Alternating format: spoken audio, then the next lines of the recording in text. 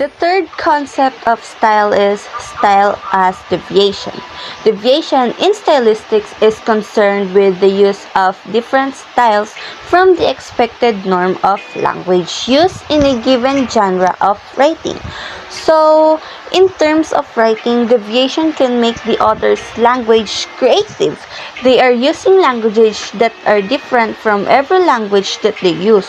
So, in order to give their readers an expected surprise and a strong impression towards their literary works, they are creating new words that did not exist previously. And of course, sometimes they are using some figurative language on their works or on their literary works.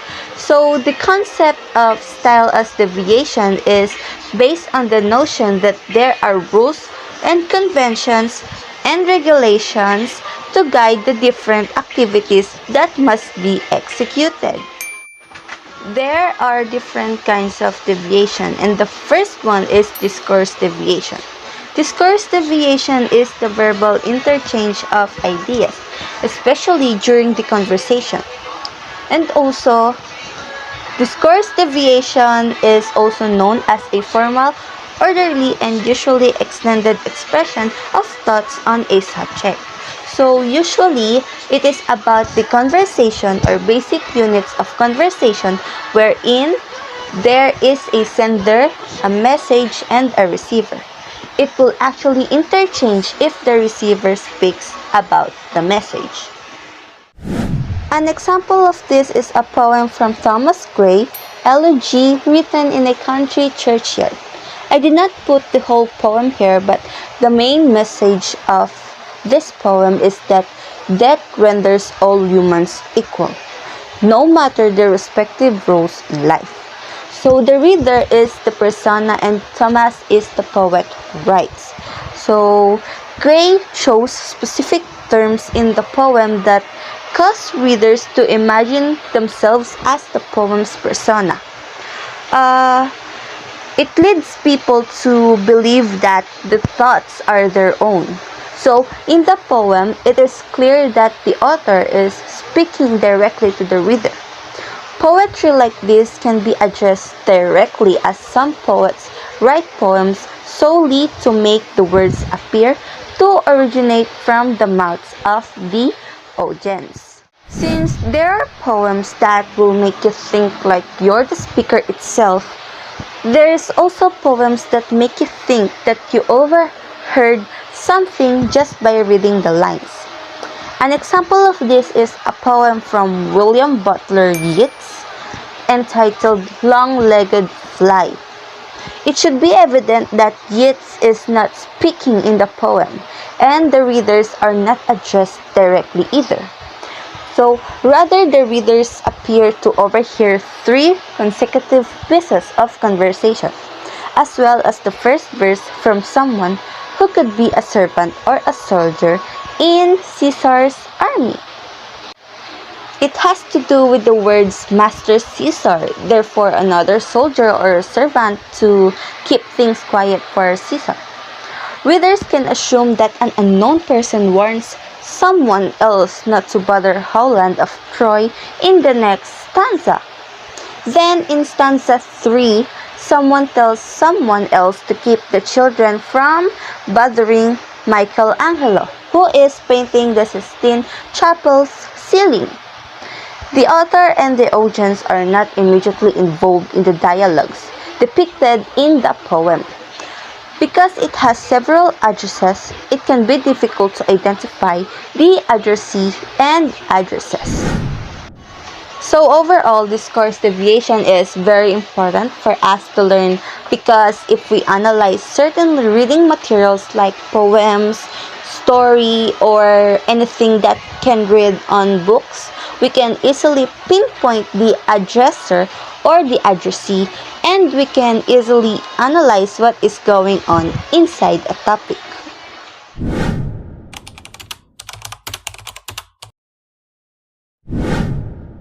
Now, let us focus, listen, and learn what is semantic and deviation. Have you ever wandered for a while and stirred with a line from a poetry because you can't get its gist? This is where semantic deviation makes its way.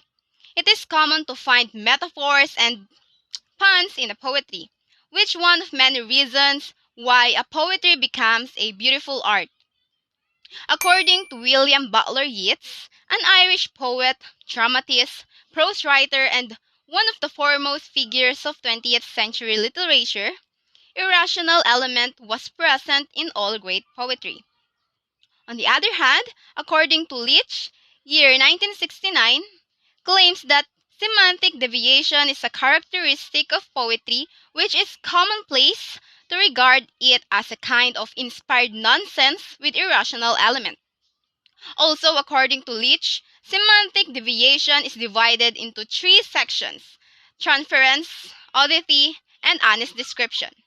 There are five types of semantic oddity. The first one is pleonasm. On its first one is the use of more words. Example is burning fire. Second one is periphrasis, a device which grammatical meaning is expressed by one or more free morphemes. Example, new, you. The third one is tautology, an unnecessary repetition using similar words. Example, this day and age. Fourth one is oxymoron. It's a combination or combining contradictory terms. Example, perfectly imperfect. The fifth one is paradox, a proposition that absorbs but in reality it expresses a possible truth. Example, I am growing. Transference of meaning is classified into four types of figurative language. Synecdoche is which part is put for the whole. Example is the jury declared him guilty. The second one is methonymy. It's a term used to refer other thing. Example, lend him a helping hand. The third one is metaphor. It is a phrase literally denoting one of a kind object. Example, the official is crocodile. The fourth one is simile, using the word like. Example, he is like the coffee that I need every morning. I was advised to stay away from caffeine. Where did I get that? The third one is honest deception. It has three types. The first one is hyperbole or hyperbole. It is exaggerating things. She frowns as if she carries the world. The second one is litotes. It is understatement. Example, he is not unworthy of you. The third one is irony. It is ironic expression. Example, you are afraid of heights, yet you are not afraid to fall in love. How ironic. Does it make sense? Allow me to have a quick recap to make sure that we tackled everything. Semantic deviation is the one that gives the poetry the meaning, okay, the meaning. It helps us to transpire a common meaning or literal meaning of a line into a figurative one or metaphorical one. We have three categories under semantic: oddity, transference, and honest deception.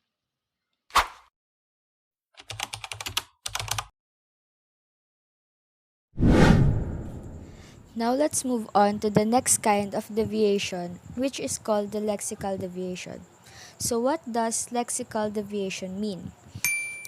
Lexical deviation refers to the creation of new words that did not exist previously, and it is also called an expression or a new meaning for an old word used only on particular occasions. It is also represented by the term neologism or the newly coined word or expression. Neologism or the invention of new words is one of the more obvious ways in which a poet may exceed the normal resources of the language. Even ordinary citizens in ordinary conversations quite often stumble into neologism as the readiest way to express their feelings or opinions. We call these new words nouns-formations if they are made up for the nouns. Nouns-formations are the new complex words created by the speaker or the writer in the spur of the moment to cover some immediate need. Sometimes, a writer intends to reach a certain kind of rhetorical effect, so he will invent some new words based on the rules of word formation. But these new words are seldom or hardly used on other occasions. The examples are number 1, don't be such a harsh parent, father. Don't father me, he answered. The second one, which is, I was explaining the golden bull to His Royal Highness. I'll golden bull you, you rascal, roared the Majesty of Prussia. That means, in literature, based on these examples, some invented new words are only used by the inventor himself. Surely, these transformations or the words invented for a special purpose bring about a certain stylistic effects and greatly improve the power of the newness and expression of the language. This usually happens, for example, a speaker cannot remember a particular word, so therefore he coins an alternative approximation or constrained by circumstances to produce a new form.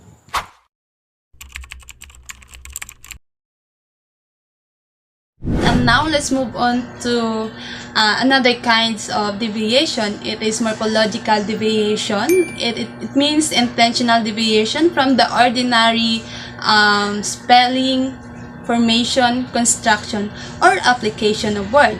Example, the words bookshelf consists of two morphemes, the word books and shelf. It is free morphemes because they can stand freely as words. So another one is there are bound morphemes like unclean represented in the negation mark of prefix an. Another one is unfortunately, unfortunately. It has a four morphemes, the one free morphemes and three bound morphemes.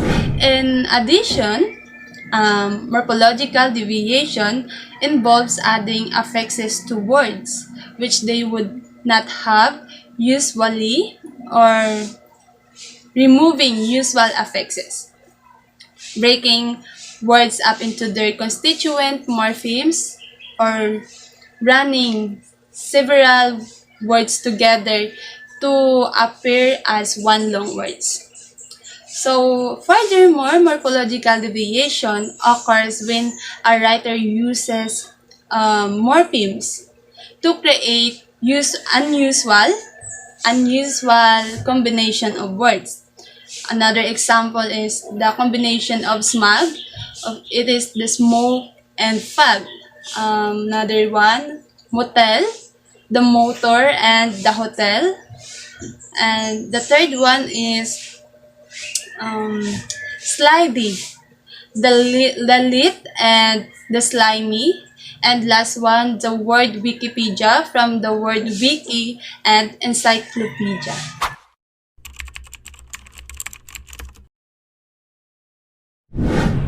So now let's move on to the next topic, which is talk about the phonological deviation. Phonological deviation is the process of changing a word's grammatical classification. It is another type of lexical deviation is lip, tongue, or speech error, in which one deviates in some way from the intended utterance to produce a new term. First, we must know what phonology means. Phonology studies the sound or tone that we can hear while people are talking. Simply the phonetics of every alphabet in every word we speak. Phonological deviation explains the wrong speech sound of the person that affects the tone vocabulary of the listener. It will affect the listener's mind in having an issue in delivering the wrong phonetics of the word or alphabet, just like this video. Will you be my boyfriend or girlfriend? Thanks, agree late. 저기 오빠. 어? 왜? 저 고백할 게 있어요. 뭔데? 랑싸길래? 뭐라고? 랑싸길래? But on the broad side of the phonological deviation, sometimes phonological deviation happens when some poets want to keep the rhyme closely to the words. They give a different style of delivering the word to match the context of their poem. Please take note that they intentionally do that for a purpose. If you're thinking that phonological deviation crossed the rule of language, then you're right in terms of delivering the phonetics of the alphabet. But it helps the author or speaker to be more creative in exposing their works.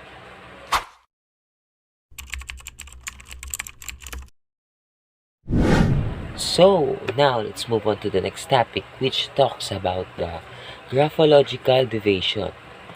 Graphological deviation is a type of linguistic deviation where rules of academic writing are neglected in a way where sentences are written without punctuation marks. Graphological deviation occurs when an author deviates his writing from the usual ways of writing. It uses a style of expressing the emotion of the author. Yes, it crosses the rule of the proper outline of the text to become more creative, just like this. Graphology explains that the emotion of the author is attached to how he writes because he can express the emotion or feelings by using different styles of writing. Poetry or literature in general was influenced by the several trends owing to the intellectual minds of literary writers such as Eliot, if you're familiar, and Ezra Pound. It was a time when it was necessary to experiment with new forms to suit the poetry content. Sometimes it confuses the reader's mind on how the author put his emotion in the text. Generally speaking, they intend to do that on purpose. And just like in phonological deviation, to be more creative in writing, the content is not following the rule of literature.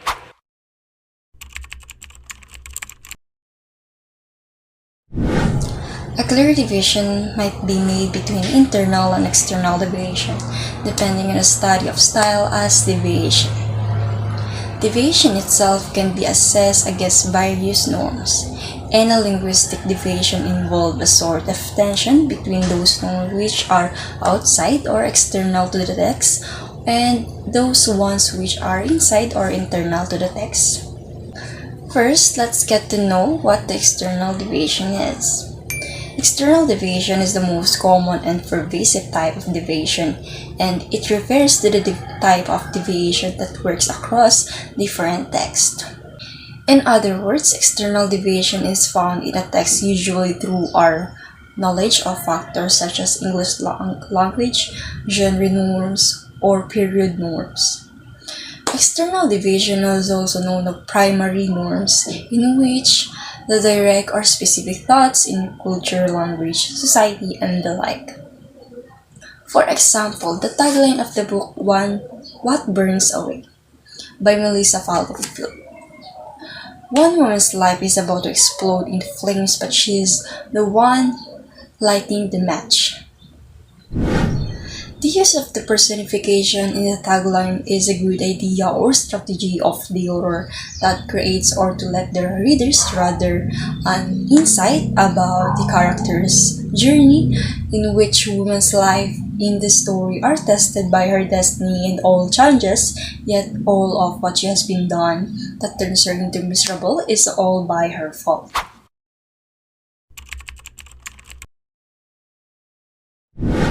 Now let's proceed to the internal deviation.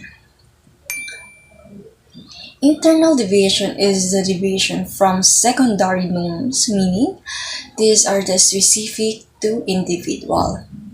Like when somebody writes according to his or own particular style and he or she at some points deviates from his own writing styles.